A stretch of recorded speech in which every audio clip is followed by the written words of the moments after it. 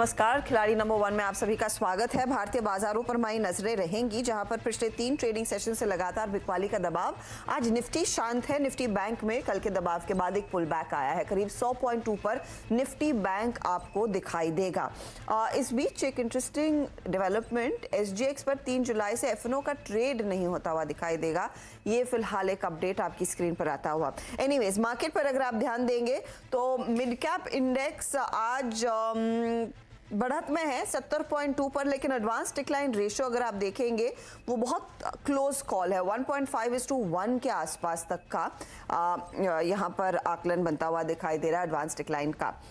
तेजी कहाँ पर आई है तो चुनिंदा बैंकों में खरीदारी, चुनिंदा ऑटो स्टॉक्स में खरीदारी और ऑफ कोर्स आज एक pull back trade power stocks में भी देखने को मिला है। चलिए हमारे जानकारों को जोड़ना शुरू करते हैं। पिछले 3 हफ्तों के विजेता हमारे साथ इस मंच पर आज जुड़ रहे हैं, इस हफ्ते जुड़ रहे हैं राधा। कोटक सिक्योरिटीज के अमोल अठवले, LKP के रूपक डे और कैटलिस्ट वेल्थ के प्रशांत सावंत। कल तक के रिटर्न्स आपकी स्क्रीन पर है। प्रशांत 19% के रिटर्न्स पर, 7.5% के रिटर्न्स रूपक के, लेकिन अमोल के रिटर्न्स अब हो चुके हैं 0.01%, क्योंकि मार्केट में कुछ दबाव बनता दिखाई दिया।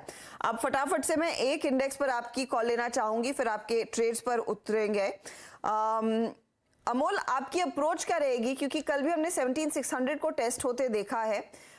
इंडेक्स पर क्या लग रहा है, ये कुछ साइडवेज और नीचे की तरफ रुझान कायम रहेगा क्या कल और आज में?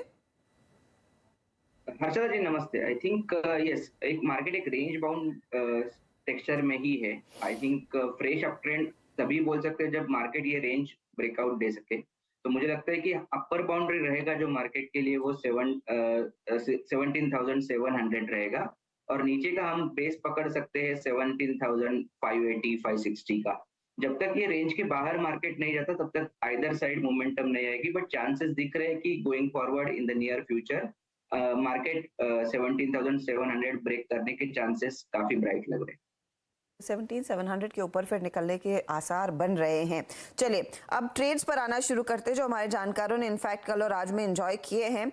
तो पहले टॉप ट्रेडेड काउंटर्स में अमोल का पेटीएम करीब 2.5% तक के रिटर्न्स देकर गया, और प्रशांत ने प्रिज्म जॉनसन दिया था करीब 6% तक के रिटर्न्स। पेटीएम के ट्रेड को अमोल अभी भी कैरी कर रहे हैं माइंड यू, और आज ऑफ कोर्स स्टॉक में फिर रौनक आई है क्योंकि मोतीलाल ओसवाल के रेडार पर आया, उनका टारगेट 865 का। इस पर आगे आएंगे। रूपक का पोर्टफोलियो देखिएगा, कॉरमंडल इंटरनेशनल को कल एग्जिट कर लिया, सिंजीन को भी कल एग्जिट कर लिया, और प्रशांत ने भी कल प्रिज्म जॉनसन और HEG के ट्रेड्स को बुक और एग्जिट कर लिया था। चलिए अब नए ट्रेड्स पर आते हैं। रूपक, गुड मॉर्निंग, बताइए आपका पहला ट्रेड क्या रहेगा आज का? जी, मेरा पहला ट्रेड रहेगा त्रिवेणी इंजीनियरिंग में। स्टॉक में डेली चार्ट में प्रीवियस स्विंग हाई के ऊपर ट्रेड कर रहे हैं, तो मतलब स्टॉक में पॉजिटिविटी ज्यादा है अभी, और क्रिटिकल मूविंग एवरेज के ऊपर भी सस्टेन कर रहा है। तो मेरे ख्याल से स्टॉक 330 तक जा सकता है नियर टर्म में, और एक स्टॉप लॉस मेंटेन करना रहेगा 284 पे। ओके, तो त्रिवेणी इंजीनियरिंग पर एक बाय कॉल, 284 का स्टॉप लॉस, 330 का टारगेट रहेगा। प्रशांत के पोर्टफोलियो पर आते। प्रशांत, आपका प्रिज्म जॉनसन आपने कल बुक किया, HEG भी एग्जिट कर लिया। आज का नया ट्रेड?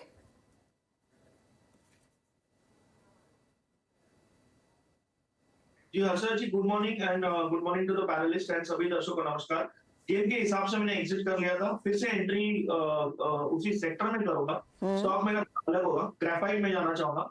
करीबन 290 के ऊपर ये चल रहा है, इंपॉर्टेंट लेवल के ऊपर। स्टॉप लॉस में रखूंगा 275, और मेरा टारगेट होगा 340 का, 340। 340 तक ग्रेफाइट इंडिया में एक ट्रेड 3% ऊपर है। कल HEG पर दाव खेला था, आज ग्रेफाइट पर नजरें हैं। 340 के लिए एक अपॉर्चुनिटी इन्होंने पकड़ी है, 275 का स्टॉप लॉस। अमोल, आपने पेटीएम को किया है कैरी, जुबिलेंट फूड से एग्जिट किया, NCC से कल एग्जिट किया। नया ट्रेड आपका क्या रहेगा? मुझे PNB अच्छा लग रहा है, पंजाब नेशनल बैंक 4870 पे चल रहा है। Target positional point of view से लग रहा है कि 52 तक है, और स्टॉप लॉस उसका रहेगा 47.40। एक अप ट्रेंड कंटिन्यूएशन फॉर्मेशन है स्टॉक में, और अभी 50 डे सिंपल मूविंग एवरेज के इधर ट्रेड हो रहा है।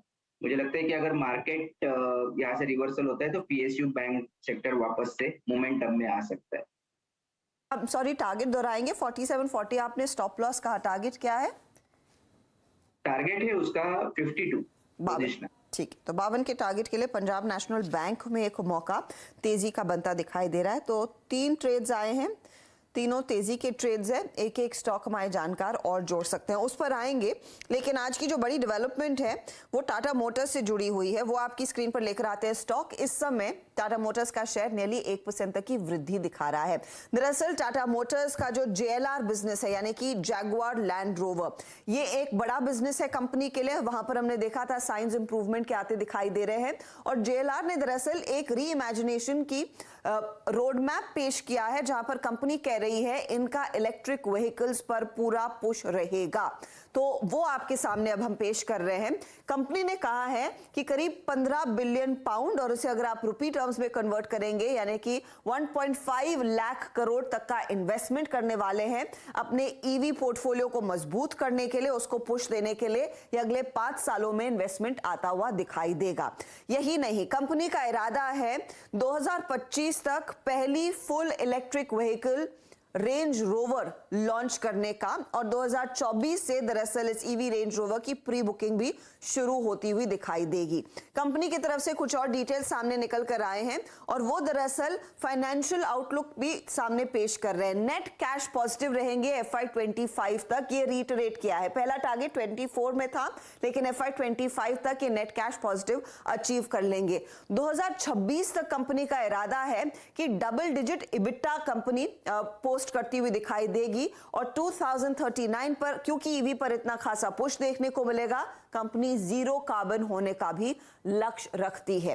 अब कंपनी ने इन टारगेट्स को अचीव करने के लिए और अपने इलेक्ट्रिक व्हीकल प्लेटफॉर्म को JLR में और मजबूत करने के लिए कुछ चेंजेस भी किए हैं। तो यूके का जो हैलवुड प्लांट है उसमें ईवी JLR का प्रोडक्शन होता हुआ दिखाई देगा। ये कंप्लीटली एक ईवी प्रोडक्शन प्लांट बन जाएगा। यही नहीं, इनका जो सॉलिहोल का प्लांट है जो भी यूके में मौजूद है, यहां पर जैगुआर GT का ईवी प्रोडक्शन होता हुआ दिखाई देगा। और इनफैक्ट अगले 2 सालों में 3 इलेक्ट्रिक लग्जरी जैगुआर्स लॉन्च करने की कंपनी की फिलहाल योजना है।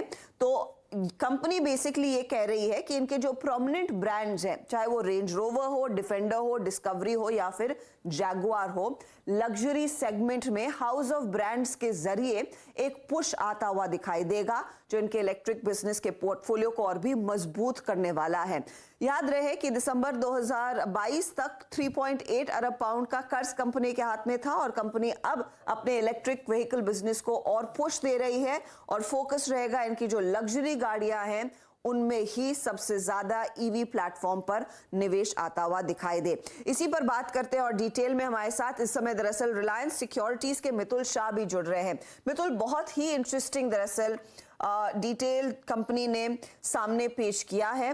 ये बताइए कितने एम्बिशियस लग रहे हैं ये प्लान्स, क्योंकि ईवी का चलन अभी भी कुछ इकोनॉमीज में डिसेंट है और कईयों में कैचअप होना है। अब ये कह रहे हैं कि लग्जरी कार स्पेस में भी ईवीज को प्राथमिकता दी जाएगी, वहीं पर एक्स्ट्रा फाइनेंशियल पुश भी देखेंगे। ये कितना वेल ऑगर करेगा स्टॉक के लिए? पूरा वर्ल्ड स्लोली इलेक्ट्रिफिकेशन की ओर ही जा रहा है। Particularly luxury car maker BMW, Audi या मर्सिडीज, ये सारे ही ऑलरेडी ईवी लॉन्च कर चुके हैं। सो समय के साथ चलने के लिए और कंपटीशन को हैंडल करने के लिए EV push is very essential. और टाटा मोटर की एक पॉजिटिव बात ये रही है कि हमने देखा है लास्ट 3 साल में डोमेस्टिक पैसेंजर व्हीकल बिजनेस, जो कि नेक्सॉन ईवी के through one of the most successful रहा है। सो वी बिलीव कि ये सारी technology related to electric vehicle for Nexon in India must be supported by JLR। तो JLR ने ऑलरेडी ये टेक्नोलॉजी पे काफी काम किया होगा, उसके बाद इंडिया में फर्स्ट एडॉप्शन हुआ है। तो आगे चल के लग्जरी JLR के लिए भी ये technology push definitely successful product launches के थ्रू आगे पॉजिटिव ही दिखाई दे रहा है। जब कंपनी ने इनफैक्ट वो $1 बिलियन के इन्वेस्टमेंट रेज करने की बात की थी 2021 में, उस अनाउंसमेंट के बाद अक्टूबर के महीने में 536 तक के स्टॉक पहुंचा था।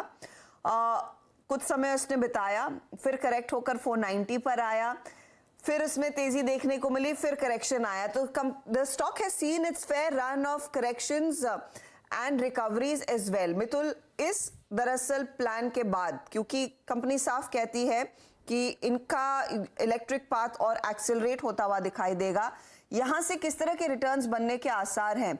स्टॉक करीब 474 पर है। इन द रीसेंट 6 मंथ्स हमने देखा है ज्यादा कुछ किया नहीं है शेयर ने। इस खबर और इस प्लान के सामने आने के बाद क्या वही रिटर्न्स देखने को मिल सकते हैं जो हमने मिड या सेकेंड हाफ ऑफ 2021 में देखे थे? टाटा मोटर में करीब मोर देन 50% वैल्यूएशन JLR के थ्रू ही आता है, and JLR has a different parts, moving parts in terms of dependence on various markets for their product sale. At the same time उनका materials, raw material के supply में भी अलग अलग markets पे अलग अलग डिपेंडेंस है, जैसे सेमीकंडक्टर के लिए यूरोप, चाइना। सो बहुत सारे मूविंग पार्ट्स की वजह से कोई पर्टिकुलर रीजन में नेगेटिव आता है इंडिकेशन, तो स्टॉक प्राइस रिएक्ट करता है। सिमिलरली कोई चाइना के नंबर्स अच्छे आने पर पॉजिटिव रिएक्शन देता है। So right now North America, Europe में थोड़ा बहुत स्लो डाउन है, but on the other hand company के पास नियरली 2 लाख कार का ऑर्डर बुकिंग है, which is around 4 to 5 months type of numbers for that. तो ऑर्डर बुकिंग स्ट्रॉन्ग है, सेमीकंडक्टर सप्लाई इंप्रूवमेंट है, और ईवी पुश में भी जो कंपनी ने कैपेक्स दिखाया है 15 billion for 5 years, that is like a 3 billion per year, वो नियरली अर्लियर इंडिकेशन 2.7 2.8 बिलियन के आसपास का ही है, तो कोई नेगेटिव सरप्राइज नहीं है। On the positive note, cash flow positive retreat किया है, डबल डिजिट इबिट मार्जिन के बारे में भी बताया है, और range rover full electric launch in next 1 to 2 years with a timeline indication is additional positive surprise. So आगे चल के पॉजिटिव सरप्राइजेस आने की पॉसिबिलिटीज ज्यादा होती है, तो उसी वजह से वैल्यूएशन करंट लेवल से थोड़ा इंप्रूवमेंट जरूर होना चाहिए। So positive directionally positive returns expect कर सकते हैं अगले क्वार्टर्स में, 1-2 क्वार्टर्स में। ओके, पॉजिटिव रिटर्न्स आप एक्सपेक्ट करेंगे। मितुल, मैं आपसे एक थोड़ा ब्रॉडर पर्सपेक्टिव से भी सवाल पूछना चाहूंगी। हमने टेस्ला के नंबर्स देखे, वहां पर रेवेन्यू में थोड़ा सा दबाव देखने को मिला है। इनफैक्ट टेस्ला के नए प्लांट्स में ऑपरेशनल एफिशिएंसी इतनी ज्यादा नहीं देखने को मिली इस पर्टिकुलर क्वार्टर में। दैट बीइंग सेड, मैसेराटी जैसे प्लेयर्स भी 2025 तक एक बहुत स्ट्रॉन्ग ईवी पोर्टफोलियो लेकर आएंगे। आप पहले कह रहे थे कि सब BMW, ऑडी, मर्सिडीज, ये सब ईवी में पैसा निवेश कर रहे हैं। How does JLR stand amongst all these competitors? JLR में in terms of product, particularly अगर लैंड रोवर की बात करें तो लग्जरी SUV सेगमेंट में ऑलवेज ये टॉप रैंक रहा है। So despite there is already presence in SUV segment by other car makers, Land Rover is most preferred globally. और in terms of technology on EV side, definitely जैसे मैंने पहले बताया कि Tata motor Nexon, of course it is a basic model, not a luxury car, but EV technology में उन्होंने एक successful प्रदर्शन दिखाया है लास्ट 3 साल में, और हम समझते हैं कि ये मेजोरिटी ऑफ द 80% से ज्यादा R&D सपोर्ट JLR का ही होगा इसमें। तो ऑन सिमिलर ग्राउंड आगे चल के भी इलेक्ट्रिफिकेशन में R&D पॉइंट ऑफ व्यू या launches point of view, we don't have any doubt about JLR success. And particularly company ने ये डिसीजन भी काफी अच्छा लिया है कि पहले रेंज रोवर में ईवी लॉन्च कर रहे हैं, बाद में जैगुआर पे। तो Range Rover and Land Rover being a most popular SUV brand globally, उनका सक्सेसफुल जाने की पॉसिबिलिटीज ज्यादा दिख रही है compare to most other luxury car makers.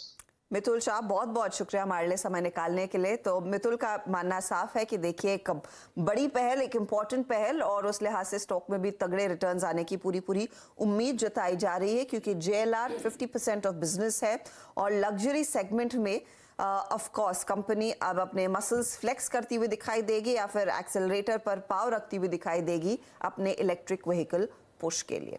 चलिए हम लेंगे एक छोटा सा ब्रेक। इस समय ब्रेक के बाद जानेंगे खिलाड़ी नंबर 1 में क्या हमारे जानकारों के हाथ में कुछ और ट्रेड्स हैं, और अगर हाँ तो वो कौन से नए स्टॉक्स जोड़ेंगे।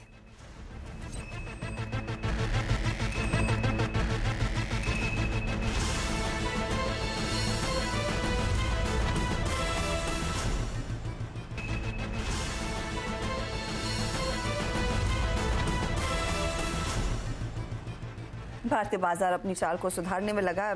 5 पॉइंट की बढ़त पर निफ्टी ट्रेड करता हुआ और 100 पॉइंट ऊपर निफ्टी बैंक। इस बीच प्रशांत ने एक और ट्रेड आइडेंटिफाई किया है। पहला स्टॉक इनका ग्रेफाइट था। बताइए प्रशांत, नया क्या जोड़ रहे हैं?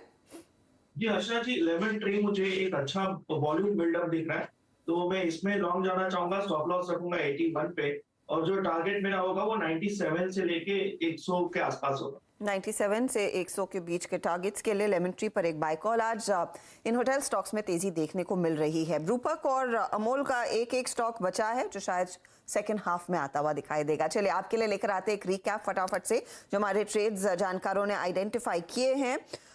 इसमें देखिए त्रिवेणी इंजीनियरिंग 330 का टारगेट, 284 का स्टॉप लॉस। यह है रूपक का ट्रेड, एक जगह खाली है। त्रिवेणी इनको 0.24% के रिटर्न्स कमा कर दे रहा है। फिर आते हैं अमोल के पोर्टफोलियो पर, तो इनका पेटीएम आज खूब चला। 695 का टारगेट है, 635 का स्टॉप लॉस। और पीएनबी नया जोड़ा है 52 के टारगेट के लिए, 4740 स्टॉप लॉस है। पेटीएम 2% से ज्यादा की तेजी दिखा रहा है, पीएनबी 0.10% जोड़ता हुआ। अब आइए आप ग्रेफाइट इंडिया पर, जहां पर 340 का टारगेट दिया है प्रशांत ने। नया ट्रेड है, 275 का स्टॉप लॉस और लेमन ट्री जोड़ा 97 के टारगेट के लिए, 81 स्टॉप लॉस है। रिटर्न्स ग्रेफाइट ज्यादा कुछ नहीं कर रहा है, लेकिन लेमन ट्री 0.35% जोड़कर दे रहा है इनको। ओवरऑल रिटर्न्स की स्थिति अब कैसी दिख रही है वो आ गया है आपकी स्क्रीन पर। तो प्रशांत सावंत 19.35% के रिटर्न्स पर, रूपक अब 8% के रिटर्न्स नियरली एंजॉय करे, 7.9% के रिटर्न्स है। 3% की कमाई अमोल की। तो अमोल ने जो कल गवाया था उसे कैचअप करते हुए और पेटीएम का पूरा फायदा इनके पोर्टफोलियो में आज नजर आ रहा है। ऑल द बेस्ट आप तीनों को। आज ऑफ कोर्स काफी एक्शन रह सकता है, कंस्ट्रिंग एक्सपायरी का दिन है। 2 और ट्रेड्स रूपक और ऑफ कोर्स अमोल की तरफ से आएंगे, वो अपडेट मिड कैप मंत्र में आपको मिल जाएगा। ऑल द बेस्ट इस आज के दिन के लिए। चलिए लेंगे इसी के साथ एक छोटा सा ब्रेक में जाते जाते ये अपडेट आ रहा है कि आरबीआई की क्रेडिट पॉलिसी की जो एमपीसी हुई थी उसकी बारीकियां, उसके मिनट्स आज 5 बजे आरबीआई की साइट पर रिलीज होते हुए दिखाई देंगे, तो वो डिटेल में आप पढ़ सकते हैं। इस पर डिटेल में कल ऑफ कोर्स बातचीत होगी भी। ब्रेक के बाद फोकस कमोडिटी मार्केट के एक्शन।